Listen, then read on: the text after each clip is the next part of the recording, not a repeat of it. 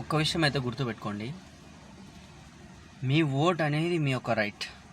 ఈ ఓటుని ఎప్పుడైతే మీరు అమ్ముకుంటారో 1000 రూపాయలు 2000 కోసం 5 సంవత్సరాలు మీరు కష్టపడుతారు. చెప్తున్నా, టు బి ట్రూత్ చెప్తున్నా, మీ ఓటుని కన్నా 2000 రూపాయలకి మీరు కన్నా అమ్ముకుంటే నెక్స్ట్ ఫ్యూచర్ 5 ఇయర్స్ మీరు గుంతలో పడినట్టే. ఈ మాట ఎవరెవరు అబద్ధం అంటారో కమెంట్ డౌన్ చేయండి, నిజం అనే వాళ్ళు కూడా కమెంట్ డౌన్ చేయండి. ఎందుకంటే 2000 రూపాయలకి మీరేమో ఓటు అమ్ముకుంటారు, కాకపోతే 2000 రూపాయలు ఎన్ని రోజులు మీ కడుపు నింపుతుంది? అదే మీరు నిజమైన నాయకుడిని నమ్ముకుంటే, అదే మీరు నిజమైన నాయకుడిని ఎన్నుకుంటే, మీకు అర్థమవుతుందా? Education is the most powerful weapon అని ఎందుకు అన్నారు? ఈ కోట్ ఒకసారి మీరు రీసైట్ చేయండి, తర్వాత దీన్ని అర్థం చేసుకోండి, తర్వాత ఎందుకు అన్నారా అని బాగా దీన్ని పరిశీలించండి, అప్పుడు మీకు తెలుస్తుంది. నాకెందుకో మీ ఓట్ గురించి చాలా రోజుల నుంచి చెప్పాలనిపిస్తుంది, కాకపోతే ఈరోజు నా హృదయం ఉండలేకపోతే నేను ఈరోజు నా బాధని మీతో చెప్పుకుంటున్నాను. ఒక్క రోజు 2000 రూపాయల మిస్టేక్ మీ జీవితాంతరం 5 సంవత్సరాలు మీరు బాధపడాల్సి వస్తుంది. అదే ఒక్కసారి మీరు నిజమైన నాయకుడిని ఎన్నుకొని ఆ నాయకుడు మన రాష్ట్రాన్ని అభివృద్ధి చేస్తే, మన రాష్ట్రంలో జాబ్ ఆపర్చునిటీస్ పెరిగితే, నా ఒపీనియన్లో మన కంట్రీ అభివృద్ధి డెవలప్మెంట్ అయ్యిందని నేను ఒక విషయంలో మాత్రం కన్సిడర్ చేస్తాను.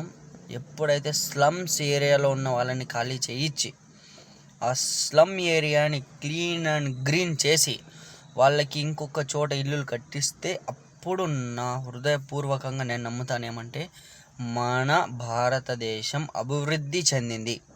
ఒక్క మాట చెప్తానేనండి, నేను రూలింగ్ పార్టీస్ ఫేవరు కాదు, అపోజిషన్ పార్టీ ఫేవరు కాదు. నా యొక్క ఒపీనియన్ ఏమంటే, as a literate, as a degree holder, నా యొక్క ఒపీనియన్ ఒక్కటే. ఏం తెలుసా? ఎవరికైనా ఎన్నుకోండి, ఒక నిజమైన నాయకుడిని ఎన్నుకోండి. కరప్షన్ ఫ్రీ కంట్రీ అవ్వాలి మన దేశం. అమెరికా వాళ్ళు news reporters little further ahead. Yeah. Do you worry that India is going to set trade in the rupee currency with the BRIC nations instead of the US dollar? There are a lot of things I worry about the rupee. అంటే వాళ్ళు మన దేశానికి కాలుగొడ్డు కూడా సరిపోరు, కాకపోతే వాళ్ళు దాన్ని ఏమంటారంటే, నా యొక్క ఒపీనియన్లో ఎక్కిరిచ్చి మాట్లాడుతున్నారు. అంటే ఏమని, రూపాయికి వాల్యూ లేదు, అసలుకి రూపాయి ఏ రీజన్గా కూడా నేను రూపాయి మీద కమెంట్ చేయాలనుకోవడం లేదు. అంటే వాళ్ళు అంత నీచంగా రూపాయిని చూస్తున్నారు. ఈ బాధను తట్టుకోలేక నేను ఈ మాట షేర్ చేయాలనుకుంటున్నాను ఈ వీడియోలో. ఎలాగైనా సరే ఫ్యూచర్లో అయినా మన రూపాయి వాల్యూ అనేది పెరుగుతుందని నేను ఆశిస్తున్నాను. మీలో ఎవరెవరైతే ఆశిస్తున్నారో వాళ్ళు ఖచ్చితంగా కమెంట్ డౌన్ చేయండి. చూడండి, మొత్తం 29 రాష్ట్రాలు ఉన్నాయి. ఒక్కొక్క రాష్ట్రం ఒక్క చేయి కలిపి 29 రాష్ట్రాలు సరి సమానంగా డెవలప్ అయితే మన భారతదేశం డెవలప్ అవుతుంది. మన భారతదేశం డెవలప్ అయితే ప్రపంచ దేశాలలో మన భారతదేశానికి ఒక స్పెషల్ గుర్తింపు ఉంటుంది, పవర్ఫుల్ కంట్రీ అవుతుంది. అర్థమవుతుందా? డీల్ సైన్ చేయడం అన్నీ ఈజీ, తర్వాత ఎన్నెన్నో ఏమేమో స్కీమ్స్ చేస్తాము అనడం ఈజీ, కాకపోతే దాన్ని చేసి చెప్పడం మాత్రం కష్టం. ఒక్కటైతే నేను గర్వంగా ఇప్పుడైతే నేను ఆశిస్తున్నాను, మన భారతదేశం తరపు నుంచి వందే భారత్ వచ్చినప్పటి నుంచి చాలా వరకు టైం సేవ్ అయింది ఒకటి. తర్వాత ప్రీమియం, మనకంటూ ఒక ప్రీమియం ట్రైన్ అనేది ఒకటి లాంచ్ అవ్వడం జరిగింది. ఇది ఒక్కటైతే నేను ఆశిస్తున్నాను.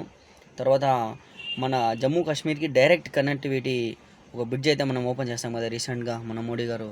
నా మైండ్లో టక్కని ఆ బ్రిడ్జ్ పేరు గుర్తు రావడం లేదు, ఇప్పుడు మీకు ఇక్కడ డిస్ప్లే చేస్తాను చూడండి.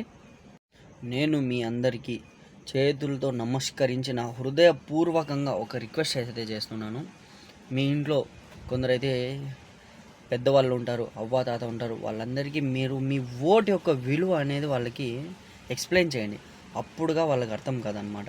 మరి ఇంకో రెండో పాయింట్కి వస్తే, మీరు కూడా సరే ఎప్పటికీ కూడా ఓటుకి ₹1 కూడా తీసుకోవద్దండి. దీనివల్ల ఏమవుతుందంటే, ప్రీవియస్గా నేనైతే ఒక్కసారి ఓటు వేసాను, నేనైతే హృదయపూర్వకంగా నా ఓటుని నేను యూటిలైజ్ చేసుకున్నాను. దీని ద్వారా ఏమవుతుందంటే, మన భారతదేశానికి మన ఒక ఓటే అభివృద్ధి చెందడానికి కారణమవుతుంది. ఒపీనియన్, మీ ఒక సింగిల్ ఓటు గురించి మీరైతే మీ యొక్క ఒపీనియన్ అనేది కమెంట్ డౌన్ చేయండి. తర్వాత మీ యొక్క కమెంట్ని మొత్తం పూర్తిగా రాయండి. నేను దాన్ని చూసి ఒకవేళ ఆ కమెంట్ నాకు నచ్చితే నేను ఖచ్చితంగా రిప్లై ఇస్తాను.